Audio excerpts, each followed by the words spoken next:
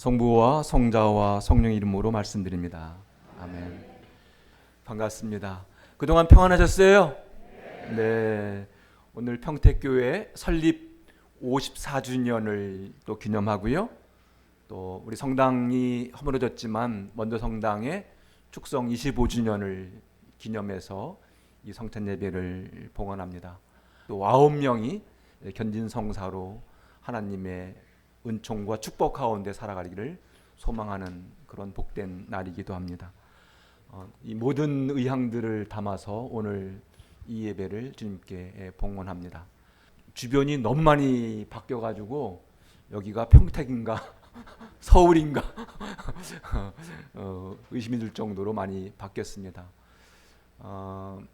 우리 건축위원장님과 또 교회위원들, 신부님 모든 분들이 이 성전 건축을 위해서 많이 애쓰고 노력하고 있지만 늦어져서 많이 아쉽고 안타깝습니다.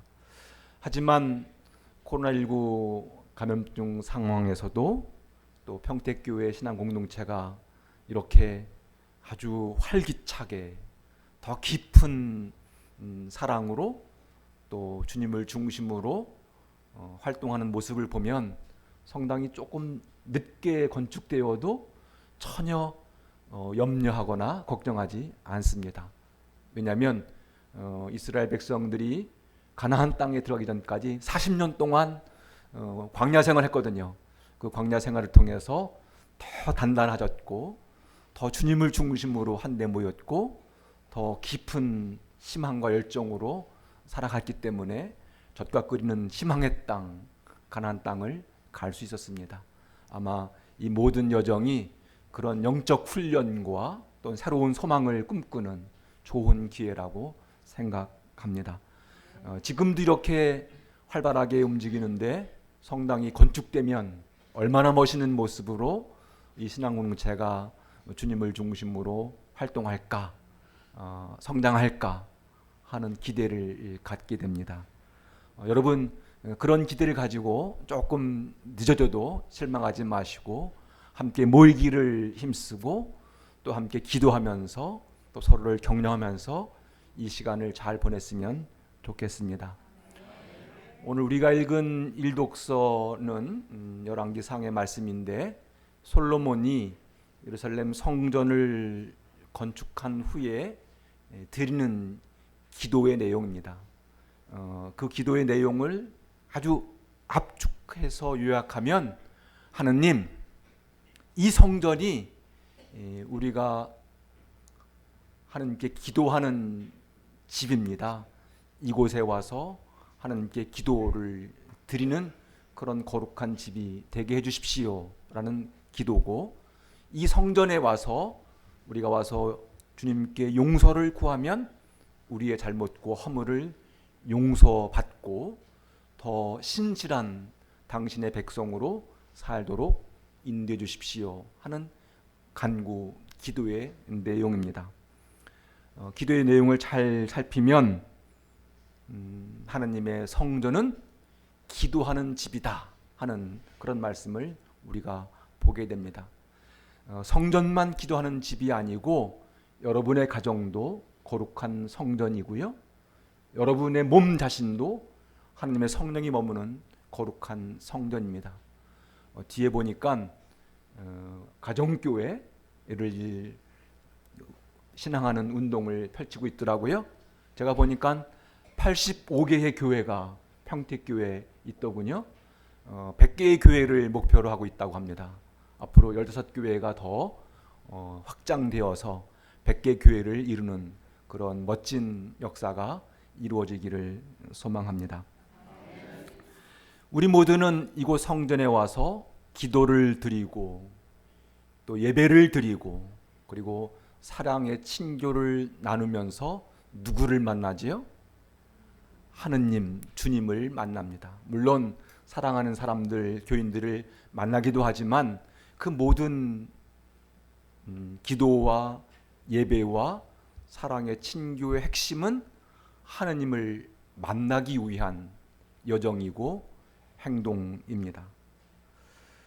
하느님을 만난 사람들, 또 하나님을 마음의 중심에 모시고 살아가는 사람들은 어떤 모습일까요? 하느님을 닮아 갈 겁니다. 하느님을 닮은 사람들의 모습은 또 어떤 모습일까요? 더 사랑이 많고, 더 자비롭고, 더 관대하고 너그러운 사람이 될 겁니다. 왜냐하면 우리 하나님은 사랑이신 하느님이기 때문입니다. 우리가 세상 삶 속에서 아주 완벽한 삶을 살 수가 없습니다. 옷을 아무리 잘 깨끗하게 빨아 입어도 더러워지듯이 우리 삶에는 많은 허물이 있고 실수가 있고 실패가 있습니다. 그러나 그런 실패와 실수와 허물이 하나님의 용서하심을 통해서 새로운 회복을 얻을 때 우리 모두는 더 복된 믿음의 길을 걸어갈 수 있습니다. 우리가 이 성전에 오는 이유는 우리가 지은 죄와 허물과 잘못을 용서받고 더 거룩한 주님의 백성으로 살기 위함입니다. 그런 의미에서 이 성전이 우리가 더 새로워지는 거룩한 성전으로 거듭나기를 소망합니다. 모든 사람에게는 하루에 24시간이라는 시간이 주어지고 1년 365일이라는 그런 날짜를 살게 됩니다.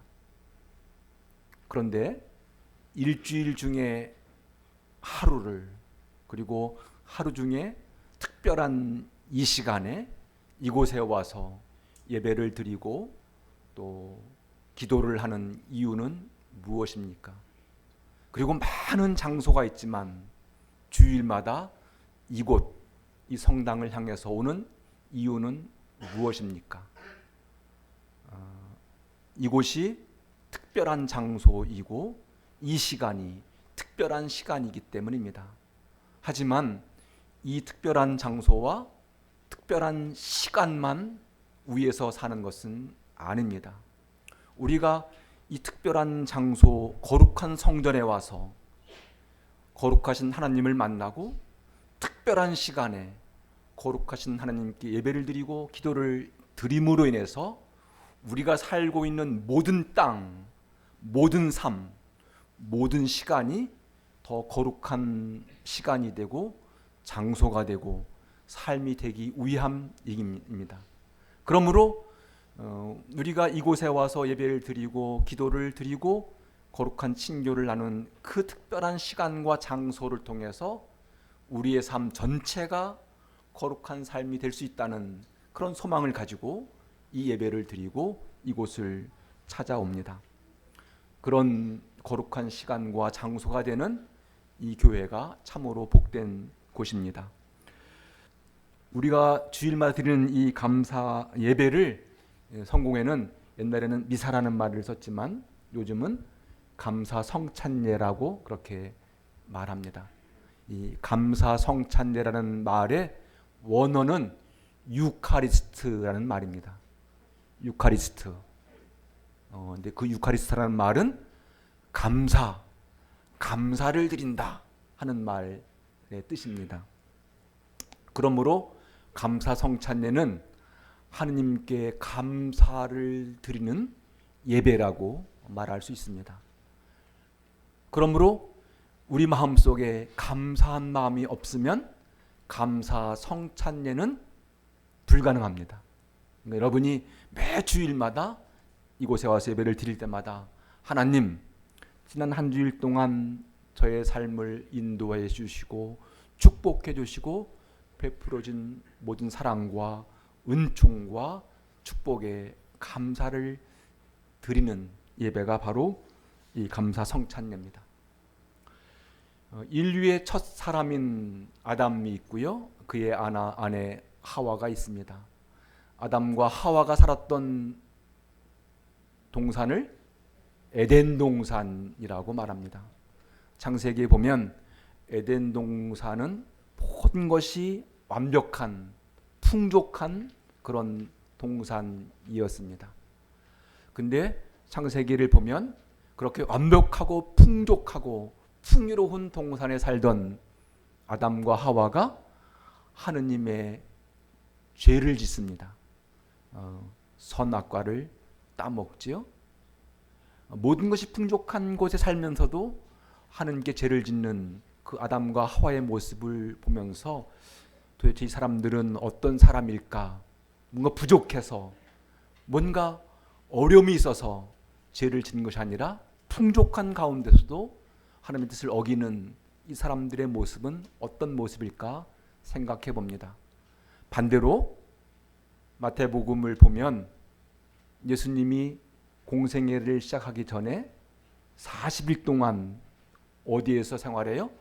광야에서 생활합니다. 광야에서 단식과 금식하시면서 기도를 하십니다. 광야는 모든 것이 부족한 땅입니다. 척박한 땅입니다. 메마른 땅입니다. 물도 없고 음식이 없는 그런 땅입니다. 근데 예수님은 그런 광야에서 40일 동안 지내시면서 마귀의 유혹을 받습니다. 근데 예수님이 그 마귀의 유혹을 이겨내십니다. 모든 것이 풍족한 에덴 동산에 살던 아담과 하와는 뱀의 유혹에 걸려 넘어가고, 모든 것이 부족했던 광야에 지내던 예수님은 마귀의 유혹을 이겨냈습니다. 이 두 사람의 모습을 보면서 우리의 신앙생활을 다시 한번 성찰해 보게 됩니다. 우리의 생명을 유지하고 지탱하는데 물질은 매우 필요하고 유익합니다. 하지만 그 물질이 행복을 보장해 주지는 않습니다. 우리 주위에는 물질적으로 풍요롭고 넉넉한 삶 가운데 사는 사람들이지만 늘 불평하고 감사한 마음 없이 살아가는 사람들이 있는가 하면, 좀 부족하지만 서로에 대해서 고마운 마음, 감사한 마음으로 행복한 삶을 살아가는 사람들도 있습니다. 여러분들은 어떤 사람입니까? 아담과 하와를 닮은 사람들입니까? 아니면 예수님을 닮은 사람들입니까? 저는 이런 삶의 출발은 어디에서 비롯되는가? 그것은 바로 그들의 삶 중심에 감사한 마음이 있는가 없는가의 차이라고 생각합니다. 감사하며 살아가는 사람들은 어떤 처지에서도 어떤 상황에서도 기쁘고 행복한 삶을 살아가지만, 감사가 없는 사람들은 늘 불평과 불만족의 삶을 살아갑니다. 탈무드를 보면 세상에서 가장 지혜로운 사람은 늘 배우는 사람이고, 가장 행복한 사람은 감사하며 사는 사람이라고 그렇게 말합니다. 지혜로운 사람은 자신이 부족한 것을 알고 늘 배우려는 사람이고, 가장 행복한 사람은 감사하며 살아가는 사람입니다. 신앙인은 늘 하나님의 진리를 배우려고 깨우치려고 노력하는 사람입니다. 어제의 신앙, 그동안 경험했던 모든 신앙을 쌓고 또 쌓고 쌓아서 나는 내가 쌓은 신앙으로 살아가는 사람은 마치 바벨탑의 신앙과 같은 사람입니다. 그 신앙에 머물러 있는 사람이죠. 하지만 끊임없이 하나님의 진리와 그 사랑에 자신을 내려놓고 낮추어서 새로운 믿음의 길을 걸어가는 사람들은 늘 겸손하게 배우고 노력하는 사람입니다. 내가 고맙고 감사한 마음으로 살아가는 사람들은 그 고맙고 감사한 마음 때문에 더 넉넉한 믿음의 길을 걸어갑니다. 여러분이 좋아하는 사람, 사랑하는 사람에게 참으로 고마웠습니다, 감사합니다라고 말하거나 작은 선물을 주면 그 선물이 나와 그 사람을 하나로 연결시켜주고 묶어줍니다. 자녀가 부모에게 고맙습니다, 감사합니다 그렇게 말하면서 부모님의 은혜에 대해서 고마운 마음, 감사한 마음을 가지면 부모와 자녀의 마음이 하나로 묶여집니다. 부부가 서로 여보 고맙습니다, 당신 때문에 내가 살아갑니다라고 그렇게 고백하면 부부의 마음은 또 하나가 됩니다. 신자들이 사제들에게 신부님 참으로 고맙습니다, 감사합니다 그렇게 말하면 사제와 신자의 마음이 하나가 됩니다. 우리 모두가 하나님께 하나님 참으로 고맙습니다, 참으로 감사합니다 그렇게 고백하면 하나님 마음과 우리의 마음이 하나가 됩니다. 하나가 될 때 참으로 행복한 믿음의 길을 걸어갑니다. 여러분, 부모와 자식 사이에, 부부 사이에, 신자와 사제 사이에 하나가 되지 않으면 그 삶이 얼마나 불편하고 얼마나 힘듭니까? 사도 바울은 말합니다. 항상 기뻐하십시오. 늘 기도하십시오. 어떤 처지에서든지 감사하십시오. 이것이 그리스도 예수를 통해서 여러분에게 보여주신 하느님의 뜻입니다. 감사의 기도는, 감사의 고백은 우리의 믿음을 자라게 하고 성장시켜 줍니다. 항상 기뻐하고 늘 기도하고 어떤 처지에서든지 감사하며 살아가면 더 성숙한 믿음의 길로 걸어갑니다. 여러분 모두가 그런 감사의 기도 고백으로 또 하나님의 거신 은총을 누리며 살아가는 복된 삶이 되었으면 좋겠습니다. 이제 대림 두 번째 주일이지요. 앞에 보시면 대림초가 두 개가 켜졌습니다. 대림절기는 우리의 귀가 열리고 눈이 띄어져서 하나님께서 이루고 가시는 그 구원의 은총과 신비를 보고 듣는 절기입니다.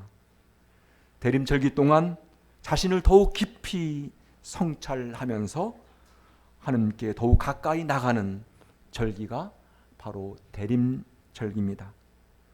여러분, 이 절기 동안 신앙의 0점을 조절하는 시간입니다. 군대 가시면 사격 훈련하는데 0점 사격을 해요. 왜냐하면 자기 눈과 이 총과 잘 맞도록 그렇게 조절하는 작업이거든요.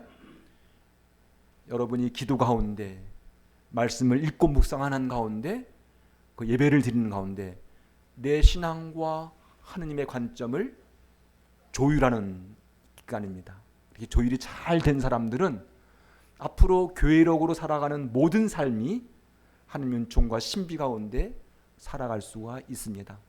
이 절기 동안 그렇게 0점을 잘 조율해서 조절해서 앞으로 살아가는 1년의 교회력 삶이 주님의 큰 은총과 축복을 누리는 복된 삶이 되기를 간절히 소망합니다.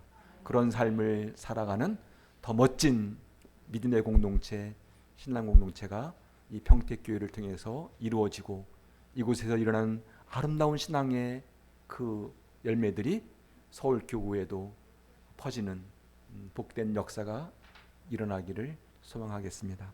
성부와 성자와 성령의 이름으로 말씀드렸습니다. 아멘.